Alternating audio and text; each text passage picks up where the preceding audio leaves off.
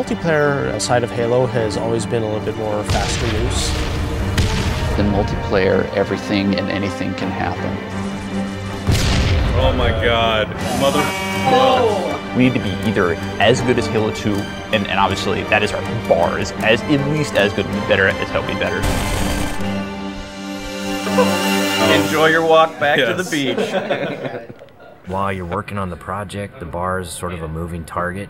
It can be intimidating for sure. Typically my morning starts with me weeping at my desk for about 30 minutes, and then I get to work. We've really gotten hardcore about instituting afternoon playtests. Oh, Froman! Oh, you're so close! From day one, people have been in there playing it, which really refines the gameplay. It was horrible there.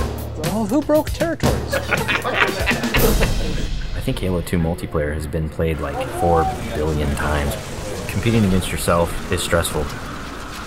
Coming up with these scenarios that people play over and over again. Now, how can we rethink that and create something that's new and interesting? We started getting more into these asymmetrical maps, where it's offense versus defense, where that's a choke point that you want to hold.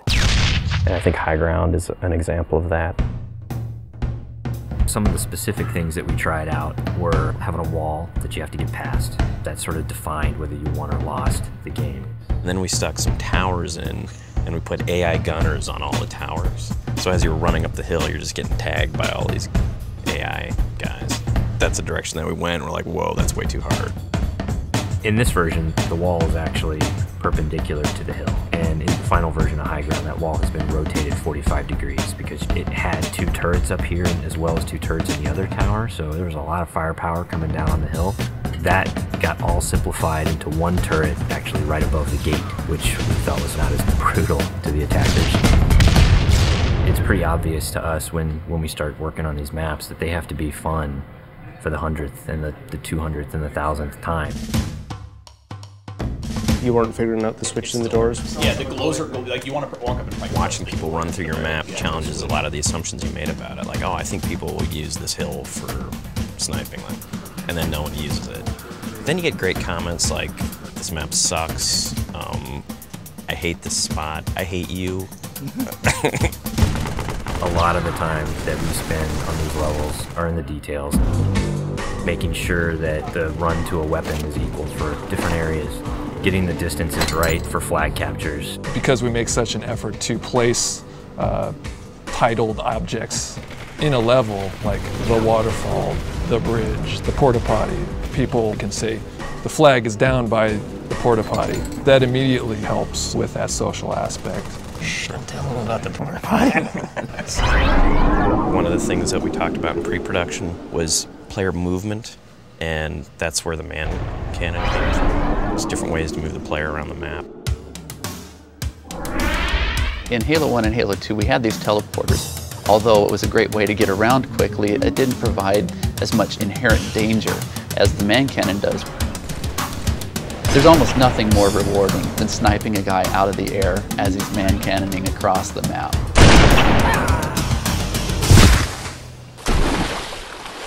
Whatever weapon that you start off every round with is going to really affect the decisions you make.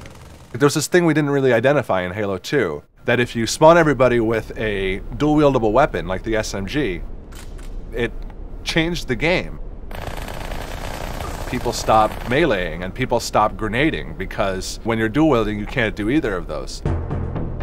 One of our weapon modelers, Tom Doyle, said, hey, this is a great chance to bring back the assault rifle from Halo 1. The assault rifle's design language really works well with the Master Chief. It has such a unique kind of silhouette and look to it that we really didn't want to change with what is already a Halo canon. But in terms of design and gameplay, it's been adjusted pretty considerably.